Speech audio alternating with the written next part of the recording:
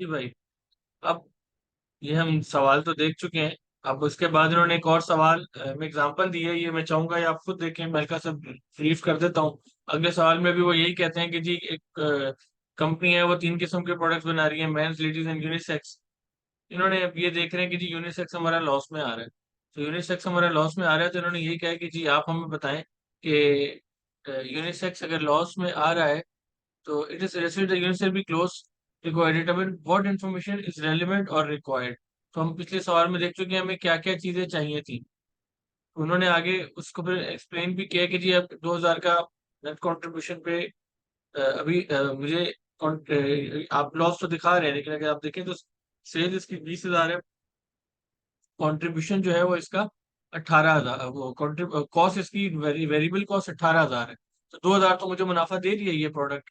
अगर मैं ये आज बंद कर दूं तो जो मेरा टोटल 16,000 रुपए का प्रॉफिट है वो भी 2,000 से कम हो जाएगा।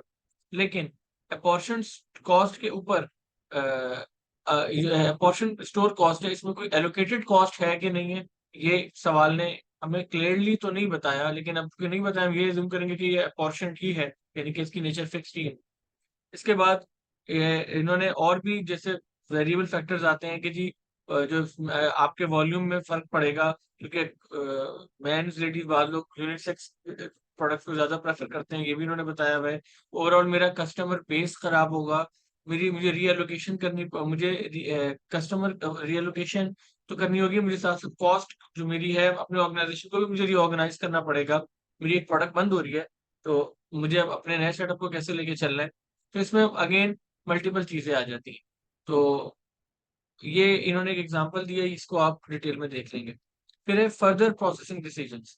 फर्दर प्रोसेसिंग डिसीजंस में ये इस तरह का सवाल है। मैं इसको पहले आपको बैकग्राउंड दे देता हूँ कि अक्सर याद ये कहते हैं कि जी आज मेरे पास एक प्रोडक्ट इतने की बिक रही है, इतने का खर्चा है। अगर मैं मजीद इतने का खर्चा कर दूं तो वो इतने ज्यादा की बिक जाएगी, तो मुझे क्या करना चाहिए, आज ही बेच दूं या आइंदा बेचूं। अपार्ट फ्रॉम सब्जेक्टिव फैक्टर्स, जिसके बेनिफिट्स, मेरिट्स एंड डीमेरिट्स दोनों होंगे, इसमें हमें ऑब्जेक्टिवली बताना होगा कि जी क्या हमारे लिए ज्यादा फिजिबल है। तो अब हम ये देख लेते हैं। इन्होंने वैल्यूएशन ऑफ जॉइंट प्रोडक्ट्स के नाम से एक हमें इलस्ट्रेशन भी दी हुई है, तो हम देख लेते हैं कि क्या हिसाब है। अच्छा जी, illustration one, product A and B are two joint products with information as follows. अच्छा, इसमें एक चीज मैं आपको पहले बता दूं जहां आप भी कंफ्यूज हो रहे थे, और वो ये था कि जब हम अपनी कॉस्ट को, अगर जॉइंट कॉस्ट है और मैं उसको एलोकेट कर रहा हूं, तो मैं किन किन बेसिस पे एलोकेट किया कर। पहले हम इसको मजीद पीछे जाके थोड़ा बैकग्राउंड ले लेते हैं। अक्सर औकात मेरी एक ही प्रोसेसिंग से दो मटेरियल्स, दो आउटपुट्स निकल रहे होते हैं, मेरी दो प्रोडक्ट्स बन रही होती हैं। इसका मतलब है जो मैंने खर्चा किया वो खर्चा मेरी जॉइंट कॉस्ट थी। खर्चा तो मेरा एक ही हुआ, और उस खर्चे के नतीजे में दो प्रोडक्ट मेरी बन गई। इस सूरत हाल में वो जो मेरा खर्चा है वो हुआ तो दोनों के लिए है ना, दोनों पर मुझे करना होगा। अब अगर मुझे मजीद कोई खर्चा करना है या नहीं करना, पहले तो मैं ये फैसला करूंगा ना कि मैंने इस कॉस्ट को इन दोनों के दरमियान कैसे डिस्ट्रीब्यूट करना है। वो डिस्ट्रीब्यूट करने का मोस्ट अप्रोप्रिएट मेथड मेरे सिनेरियो में जो होगा, या जो मैं एज्यूम करूंगा कि मेरे लिए मोस्ट अप्रोप्रिएट है, उस मेथड के हिसाब से मैं एलोकेट कर रहा हूँ। वो मेथड्स बिलअमूम क्या होते हैं, इन्होंने ही हमें बता दिया। Sales value of production, also known as market value, कि जी जितने की मेरी प्रोडक्ट बिक रही है मैं उसके हिसाब से डिस्ट्रीब्यूट कर देता हूँ। Number of units, units produced के हिसाब से कर सकता हूँ, और नेट रियलाइजेबल वैल्यू के हिसाब से कर सकता हूँ। अब जो नेट रियलाइजेबल वैल्यू है, ये थोड़ी सी टर्मिनोलॉजी नई सी लग रही है, ये बहुत ज्यादा कॉमन नहीं सुनी, इसको देख लेते हैं। नेट रियलाइजेबल वैल्यू क्या है। नेट रियलाइजेबल वैल्यू ये है कि आज की पोजीशन में मैं अगर आज की पोजीशन में तो मैं बेचूंगा तो मेरी मार्केट वैल्यू हो गई। लेकिन जिस वक्त ये तैयार हो जाएगी, उस वक्त ये कितने की बिकेगी, माइनस कितना मजीद इसमें खर्चा आएगा। फॉर एग्जाम्पल, आज मेरे पास एक गाड़ी है, गाड़ी में कॉमनली लोग कर रहे होते हैं, मैंने एक यूज्ड एक्सीडेंटल गाड़ी उठाई, वो मुझे पड़ी 8 लाख रुपए की। एग्जाम्पल, मैंने उसके ऊपर 4 लाख रुपए का खर्चा किया और 15 लाख की बेच दी। तो आज जब मैंने 8 लाख की ये गाड़ी उठा ली और मैं इस पे काम कराना शुरू हुआ, तो इस गाड़ी की नेट रियलाइजेबल वैल्यू क्या हुई? 15 लाख माइनस जो 4 लाख का मैंने खर्चा करना है, 11 लाख। सही है ना? 8 लाख की खरीदी है, 4 का खर्चा कर रहा हूँ, मुझे पड़ी 12 की, 15 का बेच रहा हूँ, तो मुझे 3 लाख रुपए का मुनाफा हो रहा है। मेरी इसकी आज खड़े होकर नेट रियलाइजेबल वैल्यू क्या है? कि मैं इस गाड़ी को in the condition to sell बनवा के बेचूंगा तो 15 की बेचूंगा, -4 का मैंने खर्चा करना है। तो आज इसका मतलब है मुझे ये 11 की, मेरे लिए डिसीजन मेकिंग की कॉस्ट जो है वो 11 लाख रुपए है ना इसके लिए। इस वैल्यू को नेट रियलाइजेबल वैल्यू कहते हैं। ये वैल्यू सेल वैल्यू से बहुत मुख्तलिफ है। सेल्स एक तो ये कि मार्केट वैल्यू से बहुत मुख्तलिफ है। सेल वैल्यू तो एक अलग चीज हो गई, मार्केट वैल्यू से बहुत मुख्तलिफ। मार्केट वैल्यू क्या है? 8 लाख की खरीदी है, आइडियली अगर मैंने किसी जानने वाले से नहीं ली, यानी कि इसको कहा जाता है मैंने आर्म्स लेंथ ट्रांजैक्शन की है, तो उसकी मार्केट वैल्यू 8 लाख की होगी, तो मैंने 8 लाख की ली है। कोई भी जी शऊर आदमी ना महंगी खरीदेगा और ना बेचने वाला सस्ती बेचेगा। ऑल दो minor variations do occur in the market, but still मैं उसकी एक ये एस्टिमेटेड मार्केट वैल्यू ही कहूंगा ना। 8 लाख की लिए 8 लाख की इसकी वैल्यू हुई। लेकिन जो एक्सीडेंटल गाड़ी पे मैंने 4 लाख का खर्चा करके जिस तरह बेचनी है, उस पर खर्चा माइनस करके जो वैल्यू आ रही है, वो मेरी नेट रियलाइजेबल वैल्यू हो गई। और ये टर्मिनोलॉजी से भी आपको समझ आ जाएगा, नेट रियलाइजेबल वैल्यू कि नेट मेरे हाथ में क्या आ रहा है भाई, इस प्रोडक्ट के अगेंस्ट मेरे हाथ तो नेट 11 ही आएगा ना। आज 8 की गाड़ी उठाई, उसको 8 दी है, फर्दर मैंने फॉर एग्जाम्पल बेचनी भी उसी को है कि जिसने बना के देनी है। इस तरह सोच ले, क्या मेरा क्या लगेगा? मैं तो उसको बोलूंगा भाई 3 लाख मुझे और दे दे, 11 लाख रुपए की है, रख ले, तो इसको फलां फलां काम करवा ले। ऑल दो कस्टमर्स अलग अलग होते हैं, तभी मेरा 3 लाख का प्रॉफिट जनरेट होता है। सिर्फ आपको समझाने के लिए बताया कि नेट रियलाइजेबल वैल्यू इस 8 लाख की चीज के मुझे तो नेट 11 ही मिलेंगे ना, 15 - 4। तो इसलिए इसको नेट रियलाइजेबल वैल्यू हमने एज द टर्मिनोलॉजी सजेस्ट, हम इसको नेट रियलाइजेबल वैल्यू कहते हैं। अब क्विकली जो इन्होंने इलस्ट्रेशन दी हुई है उसको गो थ्रू कर लेते हैं, फिर हम कोशिश करेंगे कि जो आगे क्वेश्चंस दिए हुए टेस्ट और अंडरस्टैंडिंग हम उनको कर लें। अच्छा जी, ये कहते हैं कि जी product A and B are joint products. जी जॉइंट प्रोडक्ट्स हैं जी, एक प्रोसेस के थ्रू गुजरी होंगी विथ इंफॉर्मेशन एज फॉलोज। अच्छा जी, प्रोडक्ट ए है, नीचे प्रोडक्ट बी दी हुई है। 100 किलो ए के बने, 80 बेचे 5 रुपए के हिसाब से। 200 किलो बी के बने, 150 बेचे 2 रुपए के हिसाब से, और दोनों में 750 का खर्चा हुआ। अब अगर मैं प्रोडक्शन यूनिट्स के हिसाब से करूं तो बड़ा आसान है। 100 इसके यूनिट्स हैं, 200 इसके यूनिट्स हैं, टोटल हो गए 3 से, तो 750 को 300 से डिवाइड कर दें और 100 से मल्टीप्लाई कर दें, तो मेरे पास आ जाएगा अगेंस्ट प्रोडक्ट ए। ऑल्टरनेटिवली 100 को ये 300, ये आपने 750 को 300 से डिवाइड कर दे तो आपको पर प्रोडक्ट वैसी कॉस्ट पता चल जाएगी। फिर जितने भी यूनिट से मल्टीप्लाई करना हो करना आसान है। जैसे कि इन्होंने कहा हुआ है यहाँ पे कि जी 750 की कॉस्ट है मेरी अपॉन 300 यूनिट टोटल, तो 300 किलो टोटल बना है, तो पर यूनिट मेरा 2.5 हो गया। अब मैंने प्रोडक्ट फॉर प्रोडक्ट ए, मैंने इसको 100 मल्टीप्लाई बाय 2.5 टू 50, और वहां 200 मल्टीप्लाई बाय 2.5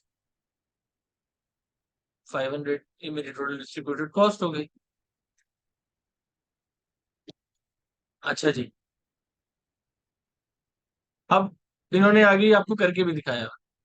ये इन्होंने सिर्फ ये नहीं करके दिखाया, इन्होंने पूरा मुनाफा ही कैलकुलेट कर दिया कि जी मैंने कितने यूनिट्स बेचे हैं, 80 यूनिट्स बेचे हैं। तो इन्होंने ए और प्रोडक्ट ए और बी का पूरा आपको प्रॉफिट कैलकुलेट करके दिखाया। मैं भी एक छोटा सा स्केच बना देता हूँ ताकि हम साथ साथ करें, शायद बेहतर अंडरस्टैंड हो जाए। प्रोडक्ट ए और प्रोडक्ट बी, तो सेल्स, तो सेल्स सबसे पहले जी आप देखें, इन्होंने क्या किए, 80 यूनिट बेचे हैं 5 रुपए के हिसाब से, 400 हो गए। ये देखें, ये 80 5 रुपए के हिसाब से 400 यूनिट हो गए। फिर इन्होंने कहा कि जी इसकी कॉस्ट ऑफ सेल्स कितनी है। कॉस्ट ऑफ सेल्स में तो ज्वाइंट प्रोडक्ट है, तो मेरी 2.5 रुपए के हिसाब से सेल्स है, तो 80 मल्टीप्लाई बाय 2.5, 200। तो मेरे पास नेट ग्रॉस प्रॉफिट मेरा कितना आया, 200 का। प्रोडक्ट बी का देख लेते हैं, वहां मैंने 150 यूनिट बेचे हैं और बेचे 2 रुपए के हिसाब से 300, उसको जो कॉस्ट एलोकेट हुई है वो हो रही है 2.5 रुपए के हिसाब से। तो मैंने 150 यूनिट बेचे हैं 2.5 के हिसाब से, 375 की मेरी कॉस्ट आई है। तो यहाँ तो मुझे उल्टा लॉस पड़ रहा है। चलिए लॉस पड़ रहा है, लेकिन अभी हम तो एलोकेशन की बात कर रहे थे। अच्छा जी, और जो मेरा क्लोजिंग स्टॉक है वो किस वैल्यू पे होगा? वो मेरा होगा, ये मैंने 750 के हिसाब से है तो 2.5 रुपए, तो ये मेरा होगा 200। Closing stock 200 multiply by 2.5, sorry, piece, product A की बात करूं तो 20 मल्टीप्लाई बाय 2.5, और यहाँ पे जो प्रोडक्ट बी है उसका मैं करूंगा 50 मल्टीप्लाई बाय 2.5, 125। अच्छा जी, यानी कि मैंने यहाँ अकाउंटिंग का भी जब लेटर हम पढ़ेंगे कि यहाँ देखेंगे कि प्रोडक्ट में मेरी लॉस आ रहा है मेरी, तो मैं उस प्रोडक्ट की कॉस्ट को कैसे रखता हूँ। इसके ऊपर भी हमारे पास इंटरनेशनल अकाउंटिंग स्टैंडर्ड है, लेकिन अभी हम चूंकि परफॉर्मेंस मैनेजमेंट पढ़ रहे हैं तो हम इसलिए उस चीज को कंसीडर नहीं करते। अच्छा,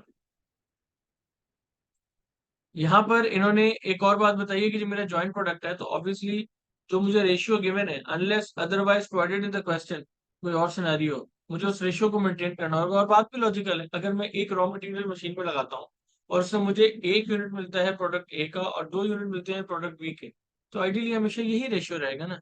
इसलिए इन्होंने यहाँ पे नीचे आपको बता भी दिया था, प्रोडक्शन रेशियो इज 100 to 200, यानी कि 1 to 2। This means that in order to obtain 1 kg of A, it is necessary to produce 2 kg of B. For exam purposes, you should assume the ratio of output is fixed. अच्छा जी, अगली बात इन्होंने कहा कि जी market value, अगला जो market, ये तो एक एलोकेशन की बेसिस थी, फिर एक एलोकेशन की बेसिस थी उसकी मार्केट वैल्यू, जहाँ पे उन्होंने ऊपर सेल्स वैल्यू भी लिखा था, लेकिन ऑब्वियसली मेरी फिनिश प्रोडक्ट है तो मार्केट वैल्यू और सेल्स वैल्यू तकरीबन सेम ही होगी, एक्सेप्ट कोई एबनॉर्मल सिनारियो हो जहाँ मुझे लॉसेस आ रहे हो, तो उस सिनारियो में भी अगर आर्म्स लेंथ ट्रांजेक्शन कर रहा हूँ तो मेरी वही वैल्यू होगी। अच्छा जी, apportionment of market value at point of separation. तो अब यहाँ पर आप देखें कि इन्होंने मार्केट वैल्यू की बात की है एट पॉइंट ऑफ सेपरेशन, जिस वक्त मैं उन दोनों को सेपरेट कर रहा हूँ, product A one and product B, उस वक्त उनकी क्या मार्केट वैल्यू है, उस रेशियो में तोड़ दें। तो यहाँ इन्होंने देखे 5 रुपए का बेच रहे थे प्रोडक्ट है, 2 रुपए का बेच रहे थे प्रोडक्ट भी, 500 और 400 हुए आपके 900। इन्होंने 5/9 और 4/9 उसी रेशियो में कॉस्ट को तोड़ दी, और फिर उसके रिजल्ट्स भी इस तरह बना दिए नीचे। वही इन्होंने इस तरीके से सेल्स कैलकुलेट की है, कॉस्ट ऑफ सेल्स के लिए उन्होंने आपको दे दी है 4.17 पर केजी और 1.67 पर केजी। इसी तरह क्लोजिंग वॉल्यूम भी उसका निकल आएगा, क्लोजिंग इन्वेंट्री कैसे निकालनी। अब आ जाए जी net realisable value. Net realisable value हमने वही एग्जांपल ली थी, 8 लाख की गाड़ी ली, 4 लाख का खर्चा किया, 15 लाख रुपए का की बेच दी। तो हमने कहा जी नेट रियलाइजेबल वैल्यू क्या रहा है इसकी, क्योंकि आज खड़े होके ये 8 लाख की गाड़ी मेरी 11 की निकल जाएगी। अच्छा, इस सिनेरियो में अब आप ये देखें कि मेरे सवाल में उन्होंने इन्फॉर्मेशन नहीं दी थी मुझे कि जी आज ये गाड़ी कितने, आज ये प्रोडक्ट मेरी कितने की चली जाएगी। तो उन्होंने इस चीज को फैक्टर इन करते हुए यहाँ पे अब सवाल को सॉल्व किया। तो देखें यहाँ इन्होंने फर्दर इन्फॉर्मेशन फिर हमें दे दी है ना, कि प्रोडक्ट ए पे $280 का वन ऑफ खर्चा होगा और 2 पर केजी खर्चा आएगा, प्रोडक्ट बी पे 160 का वन ऑफ खर्चा होगा और 1.4 का खर्चा आएगा। तो इन्होंने आगे और सेल्स वैल्यू भी दे दी है इन्होंने कि जी उस फर्दर प्रोसेसिंग के बाद वो कितने की बिक जाएगी, जैसे हमारी एग्जांपल में 15 लाख की एग्जांपल थी। एक चीज, ये मेथड हम विलमूम कब इस्तेमाल करेंगे? होता क्या है कि जी बाकी दो मेथड्स में तो चीजें मेरे पास वेल नोन होती हैं, इस मेथड में मुझे अगर उस पॉइंट इन टाइम पे मार्केट वैल्यू नहीं पता, जिस पॉइंट इन टाइम पे मेरी जॉइंट कॉस्ट से प्रोडक्ट सेपरेट हो जाती है, तो उस सूरत हाल में मुझे नेट रियलाइजेबल वैल्यू पे ही जाना पड़ेगा। ऐसा बहुत सारे मटेरियल्स हैं जो इनिशियली मेरे पास जॉइंटली प्रोसेस हो रहे होते हैं, फिर आगे जाके उनकी प्रोसेसिंग अलग अलग हो जाती है। इस सिनारियो में कुछ ऐसी कॉस्ट है जो सिर्फ उस प्रोडक्ट पे लग रही होती है, कुछ ऐसी कॉस्ट है जो जॉइंट लग रही होती है, दोनों प्रोडक्ट्स एक साथ बन रही होती है। तो इस मौके पर अगर तो जब जॉइंट कॉस्ट इनकर होने के बाद प्रोडक्ट की जो शक्ल निकली है वो मार्केट में बेची जाने लायक नहीं है, उसकी सेलेबिलिटी नहीं होती, उसके लिए मजीद हमें काम करना ही पड़ेगा। तो मैं उसकी सेल्स वैल्यू तो आज नहीं निकाल सकता ना, आज तो हाफ कुक मील है वो। आज तो नहीं बिक सकता, तो मुझे फिर नेट रियलाइजेबल वैल्यू पे जाना पड़ता है। ये एक स्पेसिफिक सिनारियो है। ये हमें ये उस वक्त करना ही पड़ता है। इसके अलावा एग्जामिनर भी हमें कोई ऐसी हिंट दे कि आपको ये मेथड यूज करना है, हमें कोई ऐसी इन्फॉर्मेशन ना दे, या इस किस्म की इन्फॉर्मेशन बताए जैसे इन्होंने फर्दर इन्फॉर्मेशन हमें दी है, तो हम तब भी ये मेथड यूज करते हैं। अच्छा, अब इन्होंने ये देखा कॉस्ट हमें बहुत आसान से, इन्होंने ऊपर वाले वेरिएबल्स को सिर्फ प्लग इन करके नीचे वैल्यू भी निकाल ली है। $8.4 पर केजी का बिक रहा है। 100 के जी ये बेच रहे थे, तो देखें प्रोडक्ट ए के 840 हो गए। प्रोडक्ट बी का ये कह रहे हैं कि जी 4.5 का बिक रहा है, 200 बेच रहे थे, तो ये मल्टीप्लाई करें तो 900 आ गए।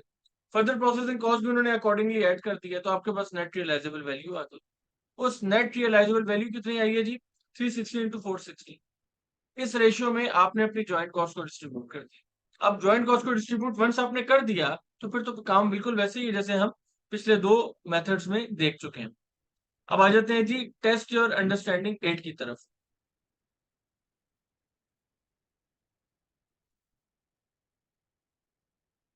और कुछ अच्छा, ये अगेन एक प्रैक्टिस जो हमने पिछले अभी इलस्ट्रेशन की है, ये तकरीबन उसकी प्रैक्टिस ही है, तो ये आप खुद प्रैक्टिस करें तो बेहतर है। मैं आपको टेस्ट योर अंडरस्टैंडिंग 9 की तरफ ले जाता हूँ। जी, टेस्ट योर अंडरस्टैंडिंग 9। अब टेस्ट योर अंडरस्टैंडिंग 9 में ये क्वेश्चन क्या कह रहा है जी हमें? जी कह रहा है जी, D company produces three liquid pharmaceuticals L1, L2 and L3 from a common process। अच्छा जी, बिल्कुल, इसका तो ज्वाइंट कॉस्ट है। They must be produced and sold together। अच्छा, ये बनता भी साथ है, बिकता भी साथ है। 1000 liters of each of the three products are produced, incurring common process cost of 20,000 in total। अच्छा जी, 1000 kg में बनाने में, तीनों के 1000 kg बनाने में, of each product 1000 liters of each of the three products are produced, यानी 3000 बन गए, 1000 तीनों के बने, इनकरिंग जिसमें 20,000 का खर्चा आया। The selling price per litre for the three products at the end of the common process are, selling price भी इसकी अवेलेबल है। अच्छा जी, 6, 5 और 8 दे दी इन्होंने। ये इसका फिल वक्त अगर मैं सिंपल सिंपल हिसाब लगाऊं तो मेरे पास रेवेन्यू भी बड़े आराम से निकल आएगा। 1000 है तो 6000 प्लस 5000 प्लस 8000, ये मेरा टोटल रेवेन्यू हुआ। 6, 5, 11, ये ना, ऐसे ही मैं निकालूं। सवाल पढ़ते हुए एक इंसान थोड़ा सॉल्व कर रहा होता है ना दिमाग माइंड में। करंट मेरी सेल्स वैल्यू इसकी क्या आएगी? करंट सेल वैल्यू मेरी इसकी आ जाएगी, अब मैं L1, L2 और L3 की बात कर रहा हूँ, तो सेल्स वैल्यू मेरी आएगी इसके लिए, मैं 1000 यूनिट्स हैं तो मैं 1000 लिख भी देता हूँ। सेल वैल्यू इसकी कितनी आएगी? ए की मेरी आ जाएगी 6000, बी की मेरी आ जाएगी 5000, क्योंकि 5 रुपए के हिसाब से है, और सी की मेरी 8 रुपए के हिसाब से है, तो वो 8000 आ जाएगी। उसका जो टोटल है वो बन गया मेरा टोटल सेल्स वैल्यू 19,000, और खर्चा मेरा इस पे आ रहा है 20,000 का, तो मुझे इसका मतलब है 1000 का लॉस है, अभी तक का जो सवाल है। अच्छा जी, ये मेरी कॉस्ट आ गई।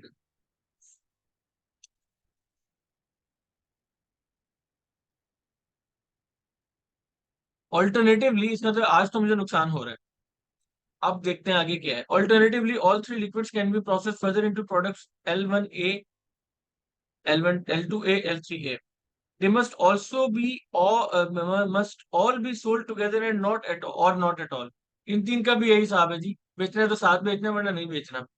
The selling price would then be 9, 7, 10। If L1, L2 and L3 are processed further, the following further processing cost: L1 के ऊपर 1000, L2 के ऊपर 2000, L3 के ऊपर 2400। अच्छा, ये इन्होंने अमाउंट में दी है, हम इन्होंने उसमें नहीं दी पर केजी वगैरह।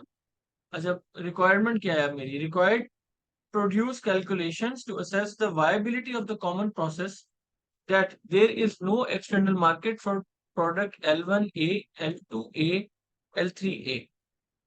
There is an external market for product L1A, L2A और L3A। अब ये हमें कहना क्या चाह रहे हैं? देखें, there is no external market for product L1A, L2A, L3A। अगर इनकी कोई एक्सटर्नल मार्केट ही नहीं है, यानी मैं ये प्रोडक्ट फर्दर प्रोसेस करने के बाद एज सच बेच ही नहीं सक रहा, तो इसका मतलब मैं फर्दर प्रोसेसिंग करूंगा ही नहीं।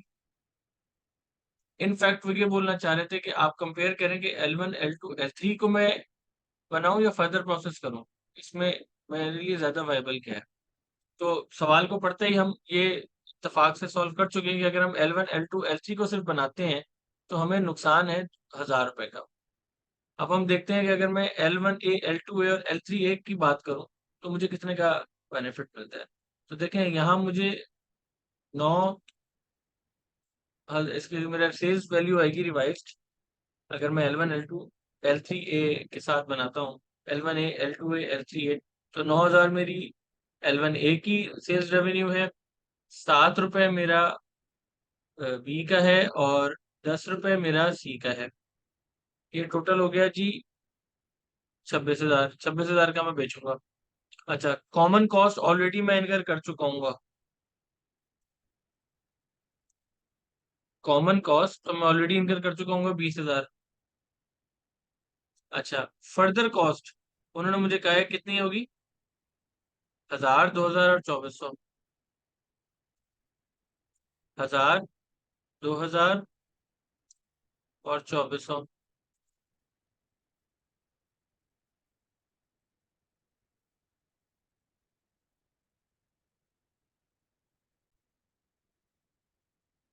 तो भाई ये 26,000 रुपए की मेरी इसमें सेल वैल्यू है, 20,000 का खर्चा है, और फर्दर प्रोसेसिंग 5,400 है, जिसके बाद 600 रुपये मुझे बच जाएंगे। यानी अगर इसकी एक्सटर्नल मार्केट है तो मुझे L1A L2A L3A के ऑप्शन पर ही जाना चाहिए। लेकिन अगर L1A L2A L3A की कोई एक्सटर्नल मार्केट ही नहीं है, वो तो फिर हाइपोथेटिकल सिनारियो हो गया। फिर तो मैं जा ही नहीं सकता, उस सूरत हाल में मुझे नुकसान है।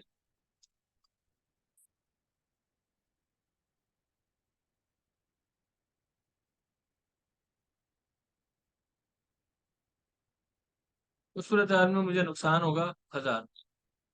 तो ये मेरे सवाल का जवाब हो गया। इससे मेरा टेस्ट और अंडरस्टैंडिंग 9 हो गया। अब हम चलते हैं टेस्ट और अंडरस्टैंडिंग 10 की तरफ। अच्छा जी, टेस्ट और अंडरस्टैंडिंग 10 क्या कहते हैं जी? ये अभी हमने टेस्ट और अंडरस्टैंडिंग 9 बनाया है।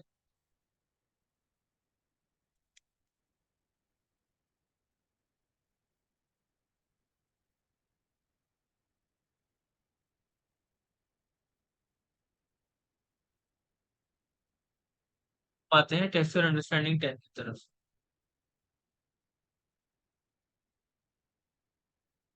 जी, अभी जो टेस्ट अंडरस्टैंडिंग है, ये कहते हैं कि firm makes 3 joint products X Y and Z at a joint cost of 400,000। Okay जी। Joint cost are apportioned on the basis of weight, product x and y are currently processed further product X Y Z wait at split off. जब split off होता है तो ये 600, उसका 200, इसका 200 होता है। इसमें फर्दर प्रोसेसिंग कॉस्ट होती है 800 की, और 980 का बिक जाता है। अच्छा जी। अ, अ, 4 लाख की तो कॉस्ट कॉमन कॉस्ट है ना, उसके बाद फर्दर प्रोसेसिंग कॉस्ट 8 लाख की होती है इसमें, और ये 9,80,000 का बिक जाता है। उसके बाद प्रोडक्ट वाई में हमारी कोई फर्दर प्रोसेसिंग कॉस्ट नहीं, और ये 120 का बिकता है। और प्रोडक्ट जी जो है, ये हमारा 400 की कॉस्ट के बाद, कॉमन कॉस्ट है, उसके बाद 4 लाख की मजीद कॉमन कॉस्ट होती है, और ये 6 लाख रुपए का बिकता है। अच्छा जी।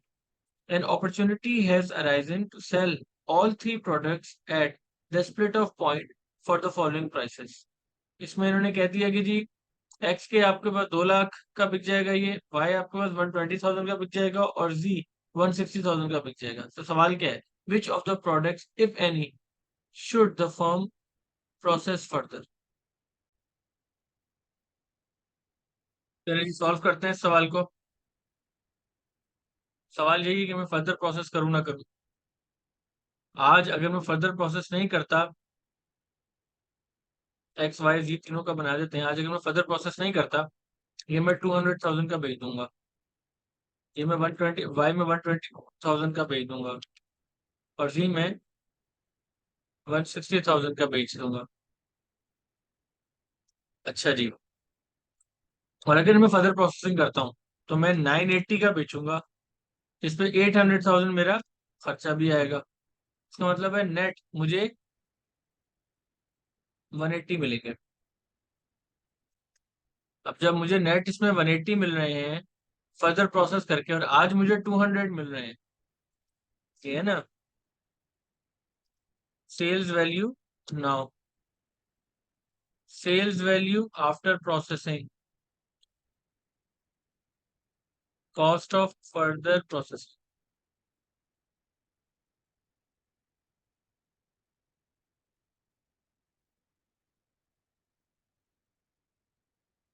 देखें, अगर मैं फर्दर प्रोसेस करता हूं तो मुझे आज बेचता हूं, आज ही बेच देता हूँ, 200,000, 20,000 का फायदा है।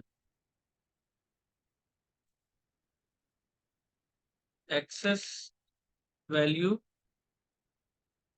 नाउ,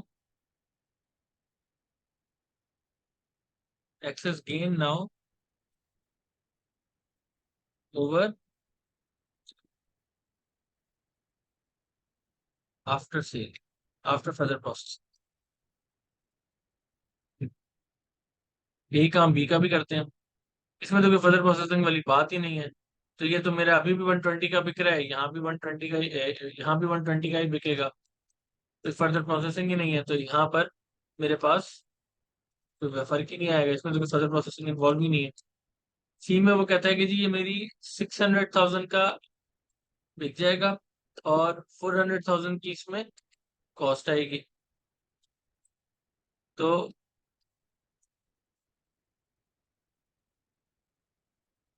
200,000 का मुझे गेन मिलेगा इसमें। इस सिनेरियो में 40,000 मुझे आज बेचने का नुकसान है।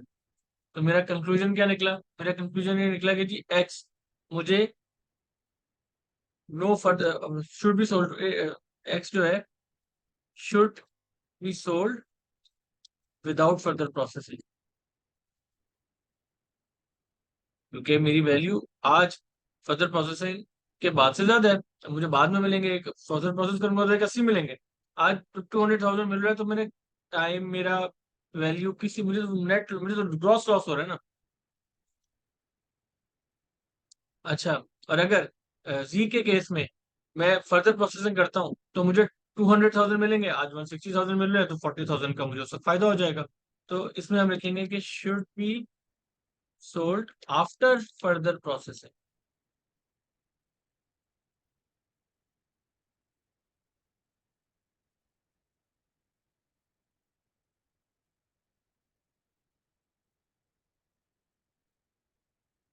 तो ये भाई आपका सवाल से सॉल्व हो गया। तो मैं इस सेक्शन को यहाँ एंड करता हूँ। हमने रेलिवेंट कॉस्टिंग पढ़ ली है। अगेन आई विल रिकमेंड कि प्रैक्टिस बहुत इंपॉर्टेंट है। असल इंसान लेक्चर से नहीं, प्रैक्टिस से सीखता है। तो the more you practice the more expert you will become. तो फिर अब मैं नेक्स्ट लेक्चर इंशाल्लाह ताला अपलोड करूंगा। Thank you.